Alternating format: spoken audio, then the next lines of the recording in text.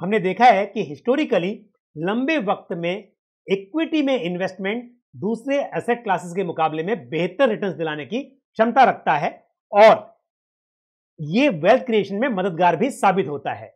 लेकिन इक्विटी का नेचर है कि ये शॉर्ट टर्म में वोलेटाइल होती है, इसलिए हमेशा आपके पोर्टफोलियो में यदि इक्विटी और डेट का सही मिश्रण होगा तो आपको फायदा मिलेगा और इससे आपको अपने फाइनेंशियल गोल्स अचीव करने में मदद मिलेगी। लेकिन ये बहुत मुश्किल हो जाता है कि किस वक्त पर इक्विटी में एक्सपोजर ज्यादा होना चाहिए, कब कम होना चाहिए, कब आपको प्रॉफिट बुकिंग करनी चाहिए। और इसलिए म्यूचुअल फंड की एक कैटेगरी है जिसे हम बैलेंस एडवांटेज फंड या डायनेमिक एसेट एलोकेशन फंड के नाम से जानते हैं।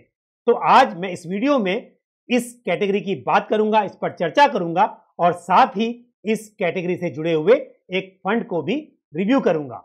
मैं हूं Pankaj Matpal, certified financial planner. स्वागत है आपका मेरे इस नए वीडियो में। दोस्तों, मैंने कई बार बैलेंस एडवांटेज फंड की कैटेगरी पर चर्चा की है और इस कैटेगरी से जुड़े हुए फंड्स को रिव्यू किया है और इसी कड़ी में आज मैं एडलवाइज बैलेंस एडवांटेज फंड को रिव्यू करने जा रहा हूं। क्या है इस फंड में खास, हम बात करेंगे। और किसी भी फंड में खास होता है उसका इन्वेस्टमेंट मॉडल या इन्वेस्टमेंट अप्रोच। एक बैलेंस एडवांटेज फंड एक हाइब्रिड फंड की कैटेगरी है, यानी कि इस कैटेगरी के फंड्स में निवेश इक्विटी और डेट दोनों ही तरह के एसेट क्लासेस में होता है। लेकिन यहां पर यह डिफाइंड नहीं है कि इक्विटी और डेट में एलोकेशन किस तरह से रहेगा और ये फंड मैनेजर्स अपने हिसाब से डायनेमिकली से मैनेज करते हैं। यानी कि जब फंड मैनेजर्स को ऐसा लगता है कि इक्विटी में रिटर्न्स अच्छे आ सकते हैं, ये समय अनुकूल है इक्विटी में इन्वेस्टमेंट करने के लिए, उस वक्त इक्विटी में एक्सपोजर बढ़ा दिया जाता है। और जब इक्विटी में रिस्क अधिक दिखाई देता है उस वक्त पोर्टफोलियो में स्टेबिलिटी बनाने के लिए इक्विटी एक्सपोजर कम करके डेट में एक्सपोजर बढ़ा दिया जाता है। और साथ ही इस कैटेगरी की एक खूबी और भी है कि इसको टैक्स एफिशिएंट बनाने के लिए यहां पर आर्बिट्राज का सहारा लिया जाता है।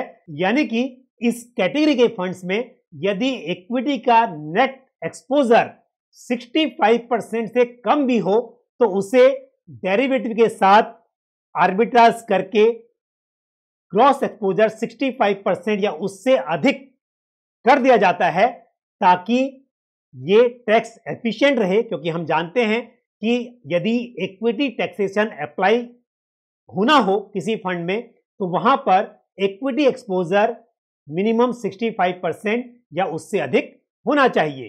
तो यानी कि यदि हम यहां पर एसेट एलोकेशन को देखें तो वो समय के अनुसार इक्विटी और डेट में कम या ज्यादा हो सकता है, लेकिन टैक्सेशन के हिसाब से यहां पर हमेशा आपको इक्विटी का टैक्सेशन मिल जाएगा। यानी कि अभी तक बैलेंस एडवांटेज फंड की कैटेगरी से जुड़े हुए जो भी फंड्स हैं वहां पर ये फीचर्स आपको देखने को मिलते हैं। अधिकतर जो बैलेंस एडवांटेज फंड्स हैं वो बेसिकली वैल्यूएशन बेस्ड अप्रोच को फॉलो करते हैं, या फिर कुछ फंड्स हैं जो वैल्यूएशन बेस्ड और साथ ही ट्रेंड बेस्ड को फॉलो करते हैं। लेकिन एडलवाइज बैलेंस एडवांटेज फंड अकेला ऐसा फंड है जो सिर्फ trend based asset allocation approach को फॉलो करता है। हालांकि हर इन्वेस्टमेंट स्टाइल या एसेट एलोकेशन अप्रोचेस के अपने फायदे और अपने नुकसान हैं, एडवांटेज हैं या डिसएडवांटेजेस हैं, लेकिन यहां पर हम बात कर रहे हैं एडलवाइज बैलेंस एडवांटेज फंड की, तो इस अप्रोच का जिक्र करना जरूरी हो जाता है। Edelweiss balance advantage fund pro cyclical approach को फॉलो करता है, यानी कि विनिंग साइड में इक्विटी एक्सपोजर बढ़ जाता है और लूजिंग साइड में इक्विटी एक्सपोजर कम कर दिया जाता है, जिससे इन्वेस्टर्स को डाउन साइड को प्रोटेक्ट करते हुए अच्छी ग्रोथ मिल सके और लंबे वक्त में पावर ऑफ कंपाउंडिंग का पूरा फायदा मिल सके। और एडलवाइज का investment model Edelweiss equity health index पर बेस्ड है, जो कि क्वांटिटेटिव बेस्ड फैक्टर्स पर आधारित है और साथ ही फंडामेंटल्स को भी ध्यान में रखता है। इससे बुल मार्केट में इक्विटी एक्सपोजर को बढ़ाने में मदद मिलती है, यानी कि ये फंड बुल मार्केट में इक्विटी एक्सपोजर अधिक रखेगा और जब मार्केट फेवरेबल नहीं होगा उस वक्त इक्विटी एक्सपोजर कम कर दिया जाएगा। Edelweiss equity health index Nifty 50 के डेली मूविंग एवरेजेस यानी कि 1 वीक 2 वीक का शॉर्ट टर्म मूविंग एवरेज और साथ ही 1 मंथ 3 मंथ का मीडियम टर्म मूविंग एवरेज को फॉलो करता है और साथ ही ट्रेंड हेल्थ को भी ध्यान में रखा जाता है, यानी कि मार्केट की वॉलेटिलिटी और साथ ही डाउन साइड डेविएशन इसका ख्याल रखा जाता है। यानी कि एक बार इन्वेस्टमेंट यूनिवर्स डिसाइड हो गया उसके बाद फंडामेंटल्स को ध्यान में रखते हुए स्टॉक्स का सिलेक्शन किया जाता है, यानी कि मैक्रो इंडिकेटर्स को भी यहां पर ध्यान में रखा जाता है और साथ ही मार्केट ट्रेंड्स को फॉलो किया जाता है, जिससे इन्वेस्टर्स को डाउन साइड को प्रोटेक्ट करते हुए अप साइड कैप्चर करके बेहतर रिटर्न दिलाई जा सके। एडलवाइज बैलेंस एडवांटेज फंड का asset allocation process basically 4 pillar investment strategy पर बेस्ड है, यानी कि universe selection, stock selection, portfolio construction and risk management. Edelweiss balance advantage fund के अंडरलाइंग पोर्टफोलियो की बात करें तो इक्विटी पोर्टफोलियो वेल डाइवर्सिफाइड है, लार्ज कैप बायस्ड है और across the sectors investment exposure है। यदि हम वही डेट की बात करें तो डेट पोर्टफोलियो में सॉवरेन और AAA रेटेड सिक्योरिटीज हैं।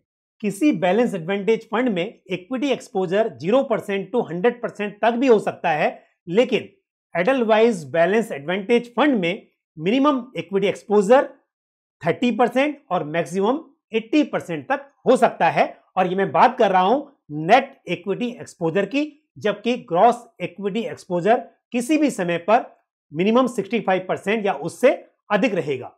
आप यहां पर देख सकते हैं कि डिफरेंट साइकिल्स में एडलवाइज बैलेंस एडवांटेज फंड ने कैसे परफॉर्म किया है। यदि आप निफ्टी 50 से कंपेयर करें तो आप देख सकते हैं कि जब जब मार्केट बुल रन में है उस वक्त एडलवाइज बैलेंस एडवांटेज फंड का एवरेज नेट इक्विटी एक्सपोजर अधिक रहा है और उसका फायदा फंड को मिला है। निफ्टी 50 के मुकाबले में आप देख सकते हैं कि एडलवाइज बैलेंस एडवांटेज फंड्स के रिटर्न्स बेहतर रहे, चाहे वो बुल मार्केट हो या बेयर मार्केट हो। यानी कि जब जब बेयर मार्केट रहा है, जब निफ्टी ने नेगेटिव रिटर्न्स दिए हैं, उस वक्त भी आप देख सकते हैं कि एडलवाइज बैलेंस एडवांटेज फंड के रिटर्न्स नेगेटिव रहे हैं, लेकिन निफ्टी 50 के मुकाबले में जो डाउन साइड है वो कम है।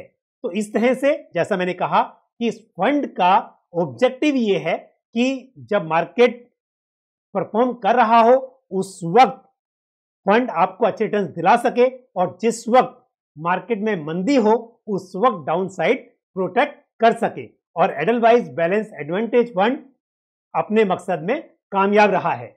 एडलवाइज बैलेंस एडवांटेज फंड अगस्त 2009 में लॉन्च हुआ था और यदि हम सिंस इंसेप्शन स्कीम की परफॉर्मेंस देखें तो स्कीम ने 11% से अधिक का CAGR दर्ज किया है। और यदि हम लास्ट 1 ईयर के रिटर्न्स पर ध्यान दें तो लास्ट 1 ईयर में स्कीम के रेगुलर प्लान ने 33.85% का रिटर्न डिलीवर किया, यानी कि लगभग 34% का रिटर्न डिलीवर किया है। और ये रिटर्न्स जो मैं बात कर रहा हूं ये हैं एज ऑन टुडे, जब मैं वीडियो रिकॉर्ड कर रहा हूं, यानी कि 2 सितंबर 2021 को।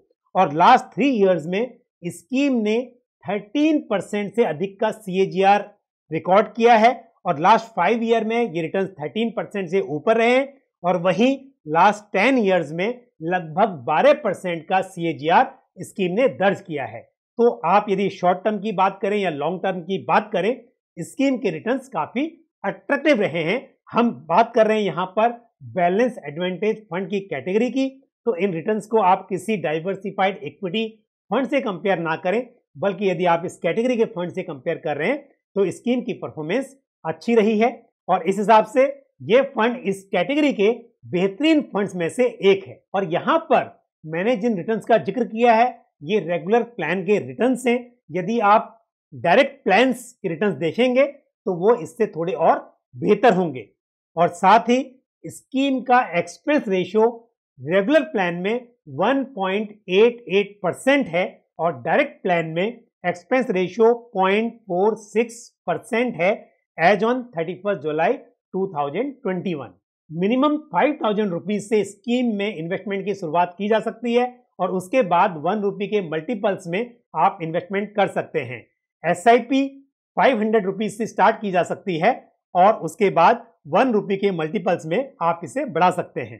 दोस्तों, अक्सर ऐसा कहा जाता है कि एक कैटेगरी में आप हो सके तो एक ही फंड रखें, लेकिन यहां पर यदि आप बैलेंस एडवांटेज फंड की कैटेगरी की बात करें तो मैं ये कहूंगा कि यदि आपके पास इस कैटेगरी में दूसरा कोई फंड है तो भी आप साथ में एडलवाइज बैलेंस एडवांटेज फंड को कंसिडर कर सकते हैं, क्योंकि जैसा मैंने कहा कि इस फंड का इन्वेस्टमेंट स्टाइल या मॉडल एकदम अलग है। ये फंड वैल्यूएशन बेस्ड अप्रोच को फॉलो नहीं करता है। इसके लिए ऐसा हो सकता है कि किसी एक वक्त पर बैलेंस एडवांटेज फंड्स की कैटेगरीज में यदि आप कंपेयर करेंगे तो इस फंड्स के रिटर्न आपको अलग दिखाई देंगे। तो जैसा मैंने कहा कि हर इन्वेस्टमेंट स्टाइल या इन्वेस्टमेंट मॉडल के अपने बेनिफिट्स हैं, अपने एडवांटेजेस हैं और साथ ही कुछ डिसएडवांटेजेस भी हो सकते हैं। तो ऐसे में किसी दूसरे बैलेंस एडवांटेज फंड के साथ एडलवाइज बैलेंस एडवांटेज फंड को कंसिडर करना फायदेमंद साबित हो सकता है। मुझे उम्मीद है ये जानकारी आपको पसंद आई होगी। इस वीडियो को लाइक करना, शेयर करना और साथ ही वीडियो पर कमेंट करना बिल्कुल ना भूलें। और यदि आपने हमारा YouTube चैनल अभी तक सब्सक्राइब नहीं किया है तो चैनल को सब्सक्राइब करें और साथ ही बेल आइकन को प्रेस करें। इसी तरह की महत्वपूर्ण जानकारी के साथ या आपके सवालों के उत्तर के साथ अगले वीडियो में आपसे फिर मुलाकात होगी। अपना ख्याल रखिए। Thank you. जय हिंद।